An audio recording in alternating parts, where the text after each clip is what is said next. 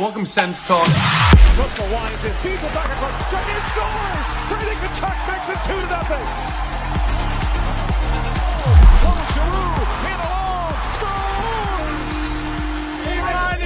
Tim stunts across, Tkachuk score! The captain, Brady Tkachuk, buries it with 1:18 to go.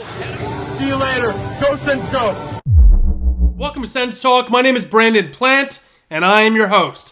Now, just a heads up, I am sick like a dog right now, so bear with me as I try to get through this video. But this is some massive news that had to be covered, as today the Ottawa Senators have made the move that many of you were calling for, including myself. As today, the Sens have announced that they have relieved head coach DJ Smith of his duties, while also firing Davis Payne, the assistant coach. Jacques Martin, the winningest head coach in Senator history, will be replacing DJ as the interim head coach, as Daniel Alfredsson, Alfie, Senator legend baby, will be replacing Payne as an assistant head coach, while Jack Capiano is staying on, but has the option to leave if he'd like, according to Bruce Garriock.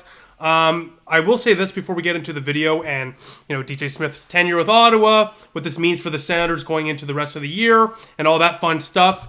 I found it pretty weird that DJ Smith led the practice today, literally 30 minutes to an hour ago. TSN 1200 was tweeting out quotes from his availability after practice. So, bit of a weird situation in that aspect. Usually when a coach is fired, they're not leading the practice, let alone meeting with the media within an hour of getting fired. So that was interesting to me, but yeah, that was pretty odd. I just wanted to mention that. You don't see that every day. I don't think DJ Smith saw this coming, and obviously this is something that Ann Lauer and Steos were thinking about for a while. They didn't just do this on the spot, so it is a little weird that they let him lead practice today, but yeah, let me know what you think in the comment section down below about that. I just found that a little odd. But, look, this was a long time coming. It had to happen. We stagnated over the last few years, and the writing was on the wall for quite some time. I mentioned literally a month ago in one of my videos that what we're doing to DJ Smith is like the opposite of what Vancouver did to Bruce Boudreau, where they kicked him out and forced him to coach a game anyways before Tocchet took over. It's the opposite here, where DJ Smith literally was kept on for too long. You're like dragging him through the mud. It wasn't fair. So the writing was on the wall for this to happen for quite some time. It's finally happened. And DJ Smith finishes his career as a Senator head coach with a record of 131, 154, and 32, while never making the playoffs during that span. This year, the Senators are last. We're not rebuilding. We're not retooling. This is our window of quote-unquote unparalleled success. And we are last in the Eastern Conference and are on pace right now for 69 points.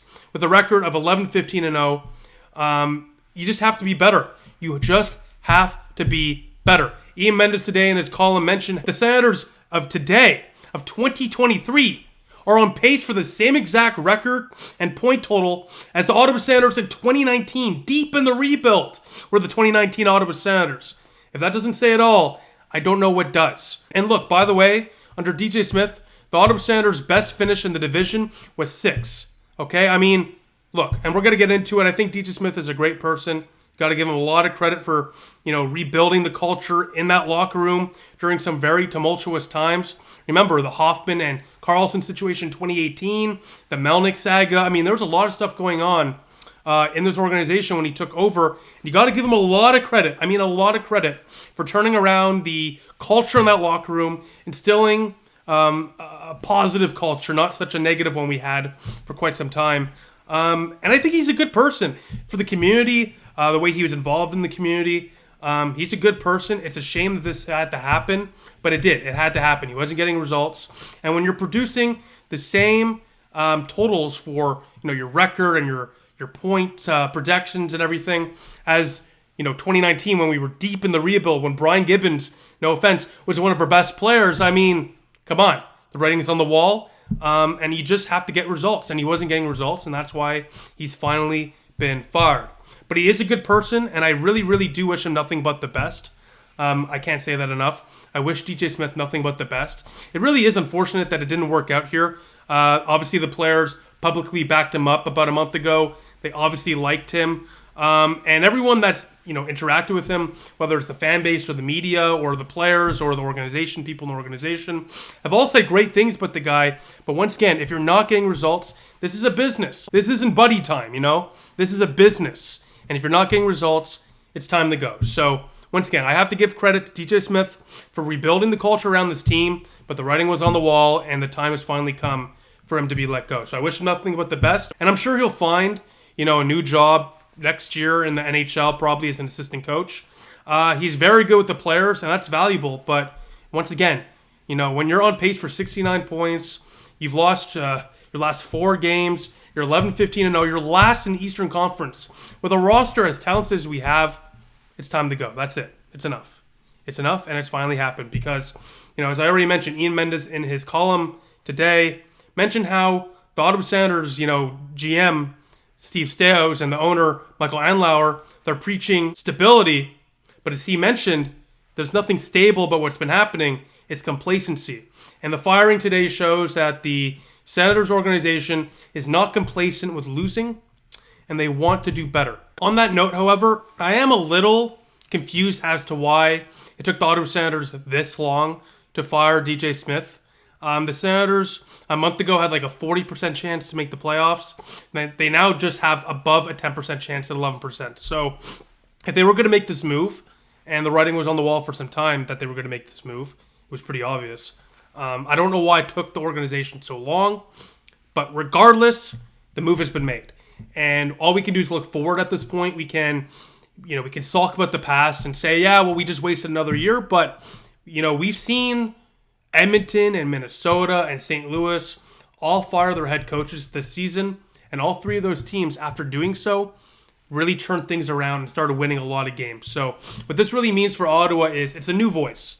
It's a new voice, a desperately needed new voice for the Ottawa Senators. And keep in mind, take this in.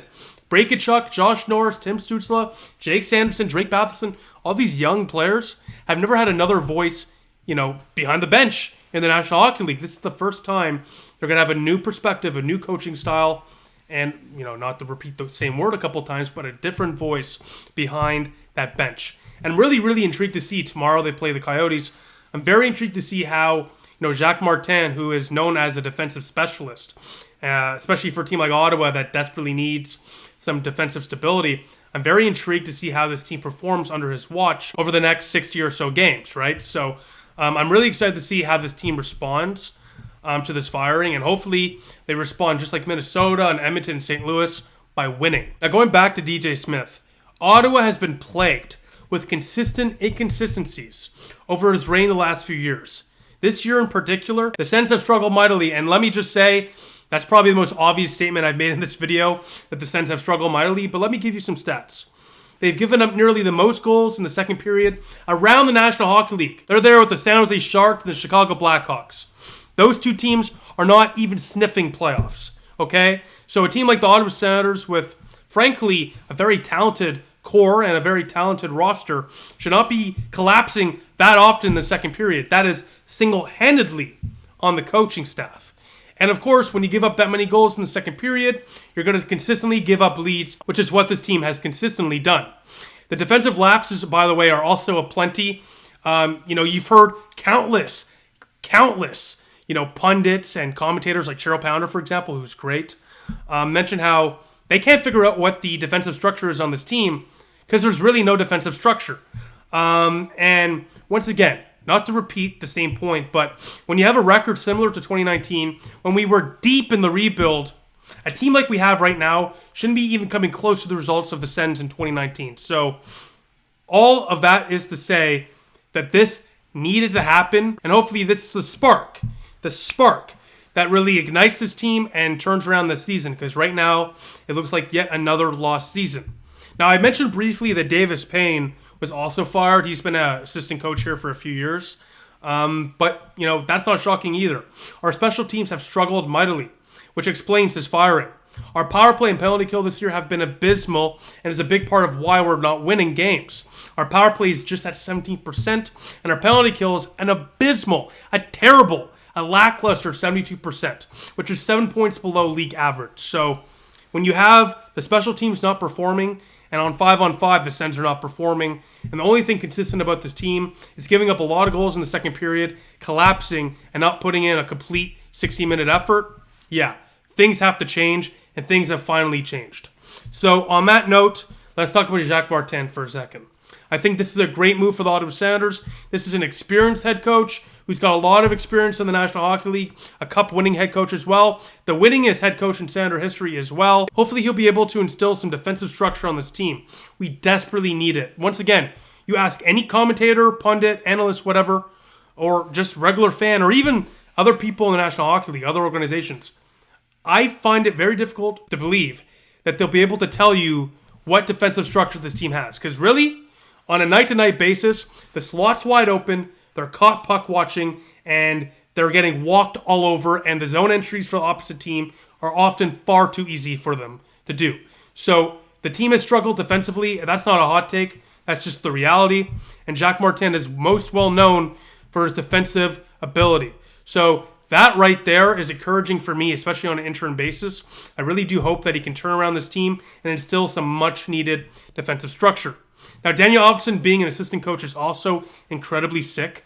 Obviously, he's going to be replacing Payne, so maybe he'll help out with the special teams. But, Daniel Alfredsson's 2-0 behind the bench. Remember in Sweden, right? So I think this is awesome.